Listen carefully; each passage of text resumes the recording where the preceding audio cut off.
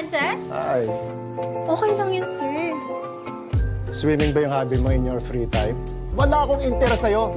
Kinikilig talaga ako. Awalnya hanya mantap-mantap rahasia saja, tapi semakin dalam wanita ini ketagihan dan terjerat.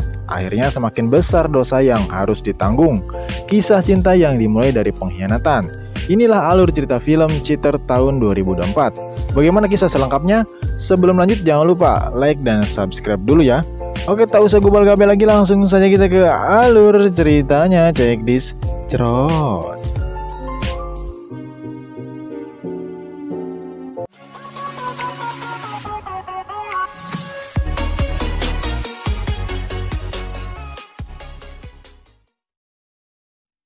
Kisah berawal dengan menampilkan keadaan resort mewah yang dipenuhi orang-orang dengan segudang kesibukan. Saat itu, Juni sedang menerima telepon penting dan berpapasan dengan wanita bening yang membuat semua perhatian tertuju padanya. Di dalam bar, April bertemu dengan salah satu kliennya, seorang pria parubaya pemilik resort mewah untuk membahas sebuah proyek besar. Segera mereka pun mengutarakan rencana pembangunan resort baru bergaya Prancis. Sembari menjelaskan, April mendekati pria itu sambil menyentuh tangannya. Pada awalnya pria itu tak merespon perlakuan April lalu melanjutkan pembicaraan. Namun lagi-lagi April merayunya dengan terang-terangan. Bukannya senang, pria itu justru marah dan menghentikan pembahasan itu. Yang ternyata pria itu merupakan pecinta sesama terong. Hal itu tentu saja membuatnya jijik dan tak ingin bertemu dengannya lagi. Pria itu lalu pergi meninggalkan April begitu saja. Dan tentu saja sudah pasti April terancam kehilangan proyek itu. Dia tak menyangka kliennya kali ini adalah pecinta sesama terong. Dito nyo napiling magtayo ng resort. Okay lang yun, sir. It's not the vibe that I want. Inspired by French colonial villas? I'm gay. Tsaka, ganito ba yung kultura sa firm nyo? Kami na lang ng boss mo ang mag-uusap. I'm not into oysters. Sir! Malam itu untuk melampiaskan rasa frustasinya, April pun duduk sendirian di sebuah kafe. Di sana, April mendapatkan telepon dari Mark kekasihnya, sekaligus ketua tim di tempat ia bekerja. Bukannya mendapatkan hiburan, April justru mendapatkan teguran dan terancam dikeluarkan dari proyek tersebut. Bahkan April harus kehilangan muka di depan calon mertuanya, yang merupakan pemilik perusahaan tempat ia bekerja. Juni yang sejak tadi memperhatikan mencoba mendekati April sesaat setelah April menutup telepon Mark. Keadaan saat itu tentu saja memudahkan Juni mendekati April. Bahkan hanya sebentar berkenalan mereka terlihat akrab satu sama lain. Perlakuan Juni membuat April merasa nyaman dan terhibur. Juni nga pala. April. Oh. Ano pa ang dabas kainin yung calamares? Nagpunta lang ako sa isang business meeting. Tak cukup dengan makan bersama, obrolan itu ternyata masih berlanjut di pinggir kolam jauh dari keramaian. Diceritakan keberadaan Juni di sana, ternyata untuk memantapkan pikirannya sebelum melamar kekasihnya. Setelah lama berbicara, April yang merasa gerah dan sedikit oleng tiba-tiba saja melepas gaunnya. Dia lalu masuk ke dalam kolam dan mengajak Juni untuk ikut berenang bersamanya. Karena terbawa suasana, kedua orang itu akhirnya menghabiskan malam bersama dengan bercocok tanam di dalam kolam renang. Konting paa-paa. Sorry. Singkat cerita, kemudian berlanjut sesuai rencana. Juni akhirnya memantapkan pilihannya dan menikahi Mei kekasihnya.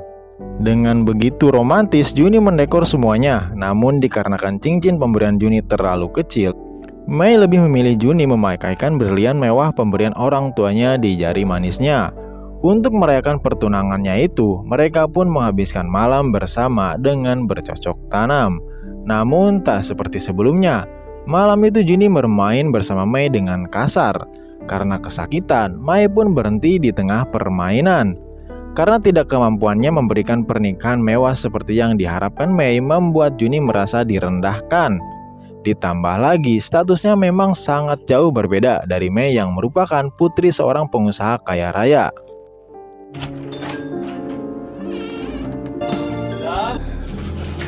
Di waktu bersamaan sepulang kerja, April menemui Mark di kantornya. Saat itu Mark tengah disibukkan dengan proyek besar hingga tak menghiraukan April. Namun karena tak tahan lagi, April tetap berusaha meraih Mark hingga pada akhirnya mereka pun bercocok tanam di dalam kantor. Lalu saat di tengah permainan, security yang sedang berpatroli menangkap basah aksi mereka. Sontak saja, Mark langsung mengakhiri dan melampiaskan kekesalannya pada April. Ako rin naman nagpauto na naman ako sa'yo.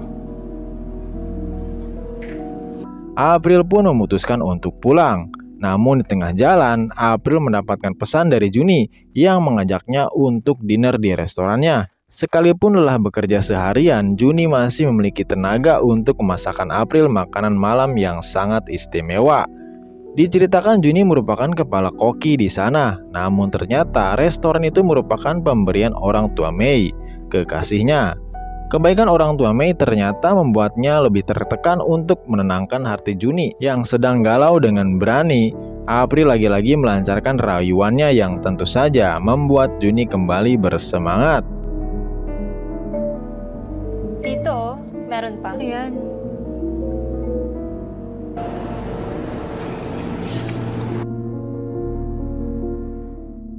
Keesokannya di kantor, April dan Mark harus menerima keputusan dari ayah Mark yang meminta mereka berdua untuk keluar dari tim proyek besar mereka.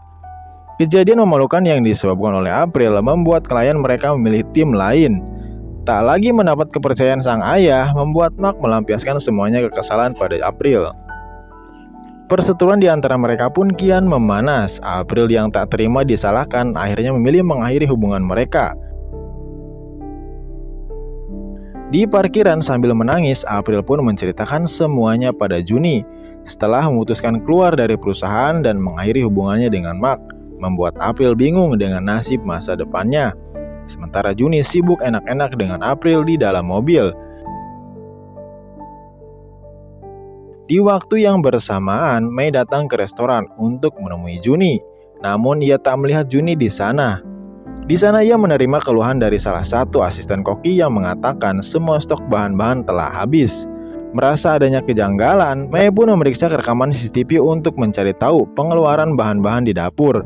Dan betapa terkejutnya, Mei setelah melihat aksi bercocok tanam Juni bersama April yang terekam CCTV. Mengetahui kegilaan Juni tentu saja menghancurkan harapan Mei. Dengan begitu emosi, Mei pun pergi mencari Juni. Satu tamparan keras pun mendarat di wajah Juni. Sekalipun memohon ampun, namun Mei sudah terlanjur sakit hati dan memilih membatalkan pertunangan mereka. Dan pada akhirnya Juni dan April berpisah dengan pasangan masing-masing dan melanjutkan hubungan mereka tanpa perasaan was-was lagi. Dengan muka tak bahagia, kedua orang itu justru merasa tak bersemangat dan menyesal setelah kehilangan semua fasilitas dan kenyamanan yang pernah mereka dapatkan dari pasangan sebelumnya. Tamat ending yang cukup membagongkan. Oke lur, terima kasih yang sudah menonton sampai akhir. Jangan lupa like, share, komen, dan subscribe. Sampai jumpa di video berikutnya. Ceroh.